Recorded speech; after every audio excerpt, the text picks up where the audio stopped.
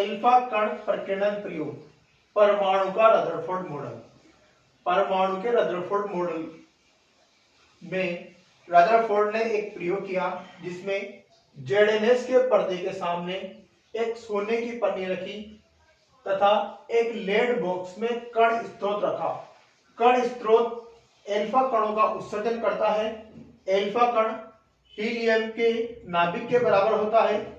Alpha कण का द्रव्यमान हाइड्रोजन का 4 गुना व आवेश +2e होता है। जब एल्फा कणों को सोने की पन्नी पर किरण पुंज के रूप में आपतित कराया गया तो इसे जेडेनेस के पर्दे के सामने लगी हुई सूक्ष्मदर्शी पर आपतित होने पर विभिन्न कोणों का अध्ययन किया। जब इन कोणों का अध्ययन किया तो बहुत परिणाम प्राप्त हुए। इसमें देखा गया कि कुछ एल्फा कण सोने की पन्नी से बिना विचलित हुए सीधे निकल गए। कुछ एल्फा कण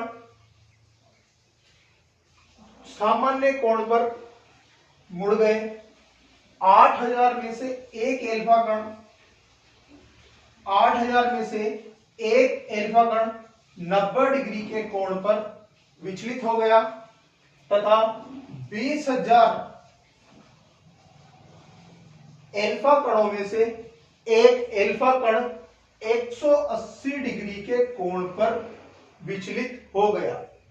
इस घटना के लिए रदरफोर्ड ने कहा यह एक ऐसी घटना थी मानो 15 इंच तोप का गोला एक कागज से टकराकर पुनः टकराने वाले को ही आघात कर दिया। इस तरह रदरफोर्ड ने अपना मॉडल दिया। इसके आधार पर रदरफोर्ड ने कुछ निष्कर्ष निकाले।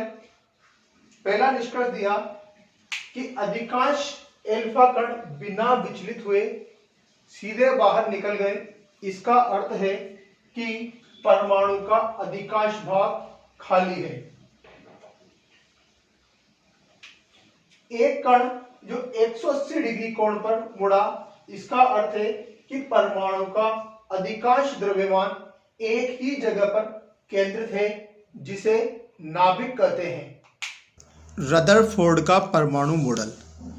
रदरफोर्ड द्वारा जेडेनेस से लेपित पर्दे के मध्य एक सोने की पन्नी को रखा जिस पर लेड बॉक्स में उपस्थित रेडियो एक्टिव नाभिक से प्राप्त एल्फा कणों की इस सोने की पन्नी पर बौछार करवाई गई।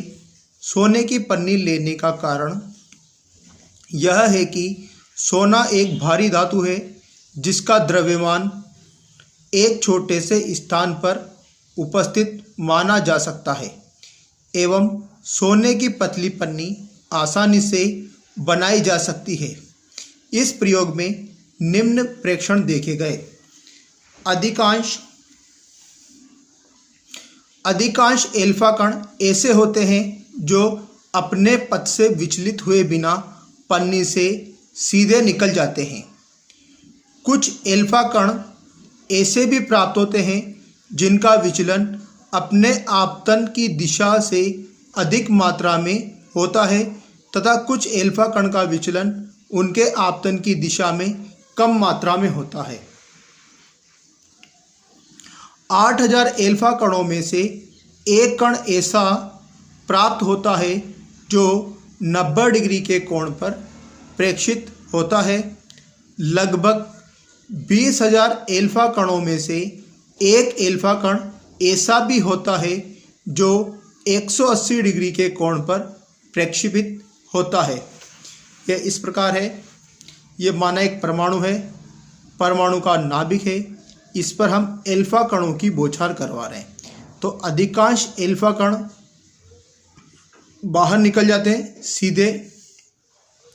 8000 में से एक ऐसा होता है जो 90 डिग्री के कोण पर विचलित होता है तथा 20,000 में से एक एल्फा कण ऐसा होता है जो वापस उसी दिशा में लौट जाता है।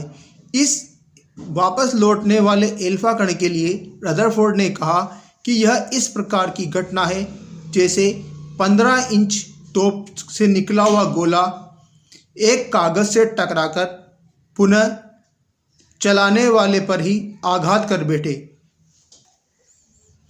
रदरफोर्ड प्रयोग के निष्कर्ष। अधिकांश एल्फा कण स्वर्ण पर्णी से सीधे ही निकल जाते हैं, अतः परमाणु का अधिकांश भाग खोखला होता है। एल्फा कण एक धनावेशित कण होता है। यह धनावेशित कण द्वारा विक्षेपित हो सकता है, अतः रदरफोर्ड ने माना कि परमाणु का समस्त धनावेश एक छोटे से स्थान पर केंद्रित रहता है, जिसे नाभिक कहते हैं।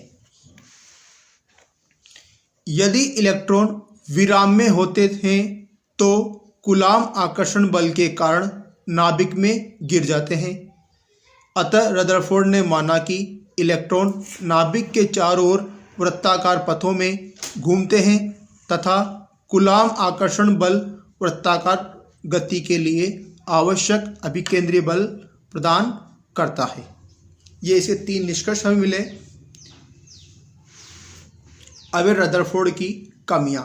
रदरफोर्ड ने माना कि इलेक्ट्रॉन घूमते रहते हैं। रदरफोर्ड के अनुसार इलेक्ट्रॉन नाभिक के चारों ओर चक्कर लगाता रहे तो समय के साथ इसकी ऊर्जा घटती जाएगी और यह कम त्रिज्या के पथ में चक्कर लगाता हुआ धीरे धीरे अपनी समस्त ऊर्जा खो देगा और अंत में नाभिक में गिर जाएगा। इस प्रकार परमाणु को रदरफोर्ड ने अस्थायी माना। इसे नाभिक के चारों ओर इलेक्ट्रॉन चक्कर लगाएगा तो जैसे जैसे इसकी ऊर्जा कम होती जाएगी, इसके नाभिक के चारों ओर चक्कर लगाने की त्रिज्या भी कम होती जाएगी और धीरे धीरे एक स्थिति ऐसी आएगी कि इलेक्ट्रॉन अपनी सारी ऊर्जा खो देगा और इलेक्ट्रॉन नाभिक में गिर जाएगा। इस प्रकार परमाणु अस्थायी माना गया रदरफोर्ड के द्वारा। इलेक्ट्रॉन लगातार ऊर्जा उत्सर्जित करता है, अतः परमाणु से प्राप्त स्पेक्ट्रम सतत होना चाहिए, लेकिन प्रयोगों से परमाणुीय स्पेक्ट्रम रेखीय विविक्त होना प्राप्त होता है।